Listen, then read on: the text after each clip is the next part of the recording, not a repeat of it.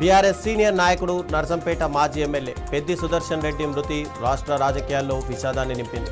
గుండెపోటుతో గత కొన్ని రోజులుగా సికింద్రాబాద్ యశోద ఆసుపత్రిలో చికిత్స పొందుతున్న ఆయన గురువారం అర్ధరాత్రి 12 గంటల 51 నిమిషాలకు తుది శ్వాస విడిచినట్టు వైద్యులు ప్రకటించారు.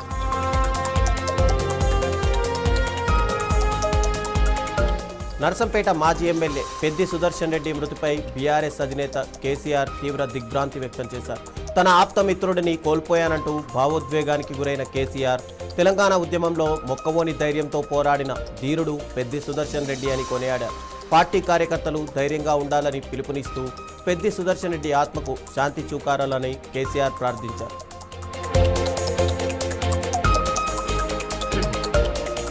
నర్సంపేట మాజీ ఎమ్మెల్యే తెలంగాణ ఉద్యమకారుడు పెద్ది సుదర్శన్ రెడ్డి అకాల మరణం తెలంగాణ రాష్ట్రానికి ఉమ్మడి వరంగల్ జిల్లాకు తీరని లోటని బీఆర్ఎస్ చీఫ్ కల్వకుంట్ల కవిత తెలిపారు. ఆయన మరణ వార్త తనను దిగ్భ్రాంతికి గురిచేసిందని తెలిపారు. ఆయన పవిత్ర ఆత్మకు శాంతి చేకూరాలని దేవుడిని ప్రార్థించారు.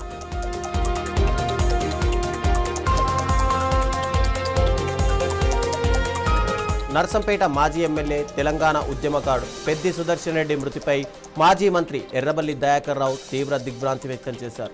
ఇవాళ మధ్యాహ్నం అంత్యక్రియలు జరగనున్న నేపథ్యంలో భారీ సంఖ్యలో అభిమానులు ప్రజలు హాజరయ్యే అవకాశం ఉందని, అంతిమయాత్ర ప్రశాంతంగా జరిగేలా ట్రాఫిక్ భద్రతా ఏర్పాట్లకు ప్రజలంతా సహకరించాలని ఎర్రబెల్లి విజ్ఞప్తి చేశారు.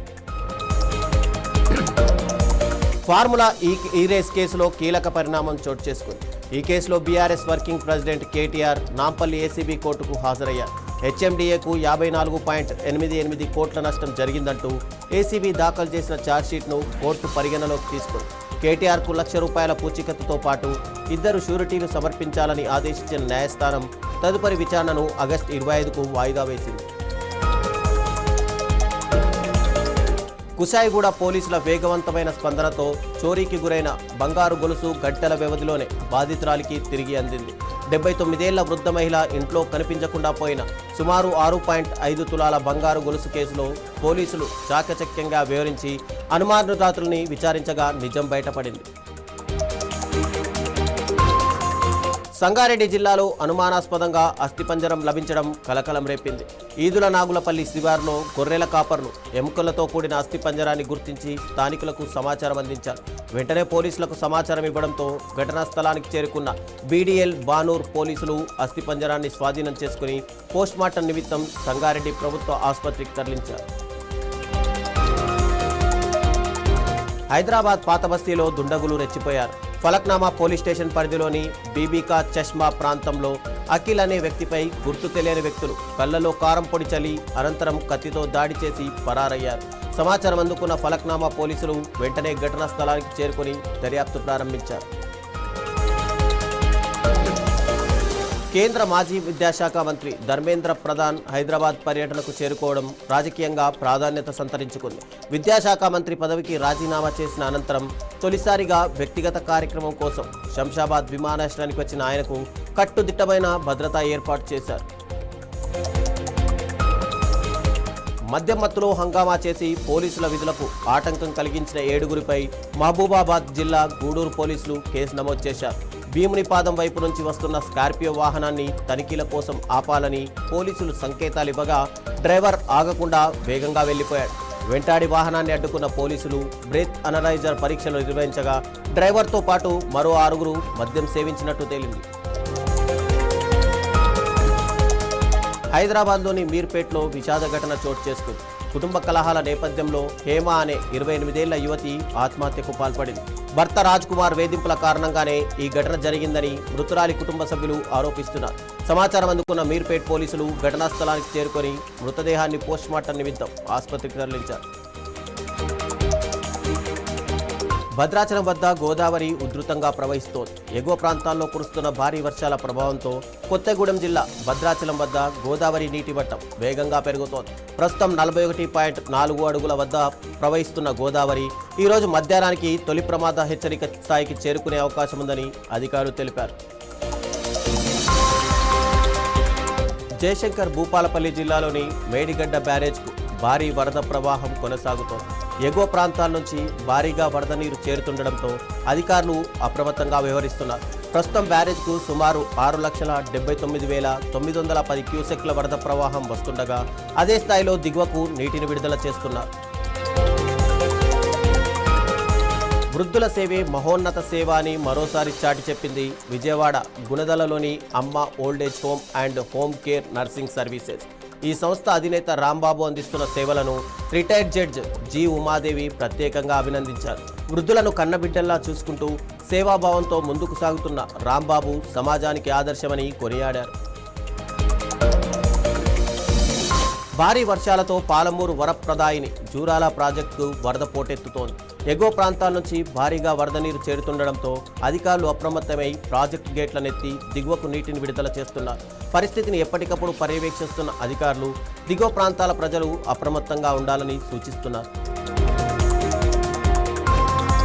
ఉమ్మడి తూర్పుగోదావరి జిల్లాలో మంత్రి నిమ్మల రామానాయుడు విస్తృతంగా పర్యటించారు. కాకినాడ జిల్లాలో ఇరిగేషన్ ఉన్నతాధికారులతో కలిసి Godavari delta, eastern canal, Samarlakota, Pithapuram branch కాల్వల్లో నీటి ప్రవాహాన్ని పరిశీలించారు.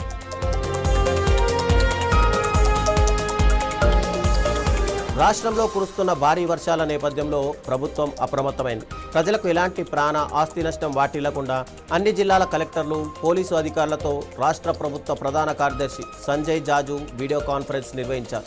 మరో 2 రోజుల పాటు భారీ వర్షాలు కురిసే అవకాశం ఉన్నందున ముందస్తు చర్యలు చేపట్టాలని ఆదేశించారు.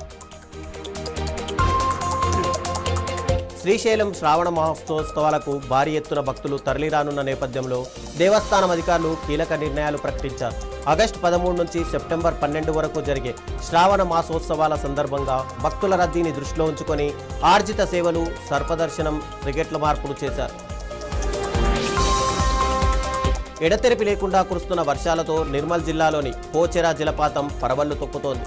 కడం నదికి ఉపనదైన పోచెర నాగుపై పూర్తి స్థాయిలో జాలువారుతున్న ఈ జలపాతం ప్రకృతి ప్రేమికులను విశేషంగా ఆకట్టుకుంటోంది. భద్రతా నిబంధనలు పాటిస్తూ ప్రమాదకర ప్రాంతాలకు వెళ్లొద్దని పర్యాటకులకు హెచ్చరికలు జారీ చేశారు. సంచలనం సృష్టించిన Sai Krishna lockup death case దర్యాప్తు కొనసాగుతోంది. ఈ కేసులో నిందితుడిగా ఉన్న సిఐ నాగరాజును 2వ రోజు కూడా దర్యాప్తు అధికారులు కస్టడీలో విచారిస్తున్నారు. లాకప్లో జరిగిన ఘటనకు సంబంధించిన కీలక వివరాలు, సాక్ష్యాధారాలపై ప్రశ్నిస్తున్నట్టు తెలుస్తోంది. ఈ కేసులో వాస్తవాలను వెలికితీసేందుకు దర్యాప్తును అధికారులు వేగవంతం చేశారు.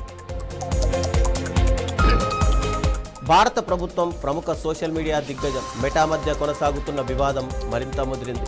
కేంద్ర మంత్రిత్వ శాఖ మెటాకు మరోసారి నోటీసులు జారీ చేయగా తాజాగా హైదరాబాద్ పోలీసులు కూడా రంగంలోకి దిగారు.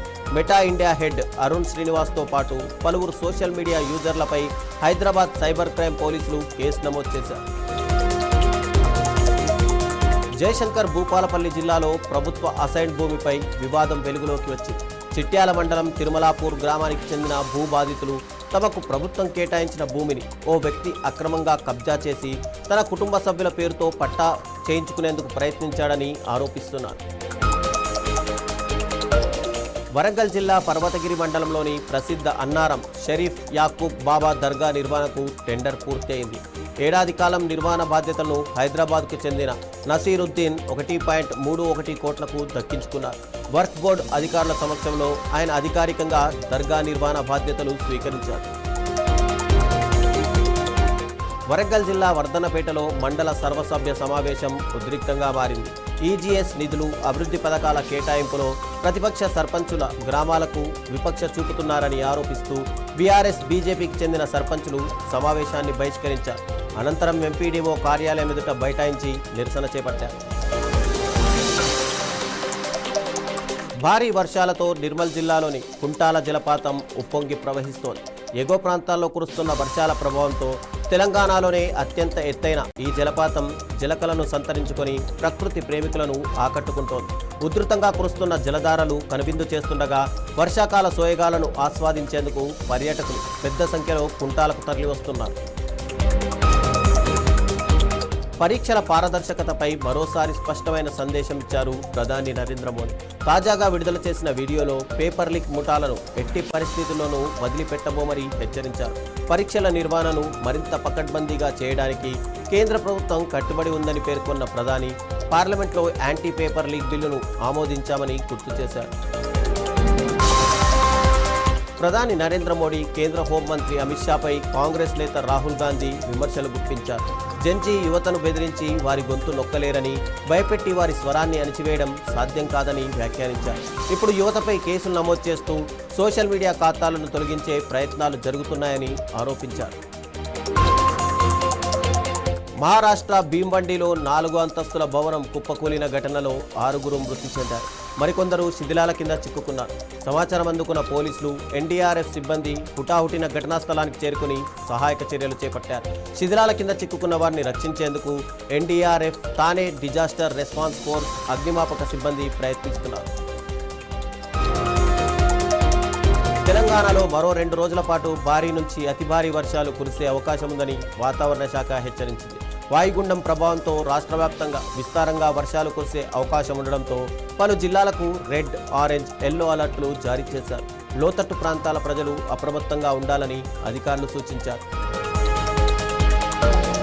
తిరుమలలో భక్తుల రద్దీ కొనసాగుతోంది. టోకెన్ లేని భక్తులకు శ్రీవారి దర్శనానికి సుమారు 18 గంటల సమయం పడుతోందని తిరుమల తిరుపతి దేవస్థానం అధికారులు తెలిపారు. నిన్న ఒక్కరోజే 67,063 మంది భక్తులు శ్రీవారిని దర్శించుకోగా 25,565 మంది తలనీలాలు సమర్పించారు.